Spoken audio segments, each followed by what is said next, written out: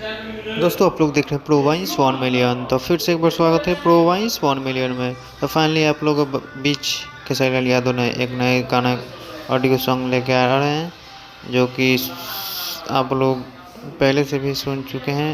बहुत ही हिट, खूबसूरत और बहुत ही दमदार गाना था। 1 मिलियन से ज़्यादा भी इस गाने का बन चुका है और इसका वीडियो सॉन्ग बहुत ही जल्द आप लोग के बीच आने वाला है, जो कि इस पोस्टर को लॉन्च हो चुका है। जस्ट खेसारी लाल यादव ने गाने का पोस्ट शेयर किया है, वीडियो और पोस्ट के आप लोग देख सकते हैं। और सिस्टर की हुए नज़र में आए और प्रिया रघुवंशी जी इस गाने को में नज़र आएंगे। और अखिलेश बाबा को लिखा हुआ गाना हुआ है।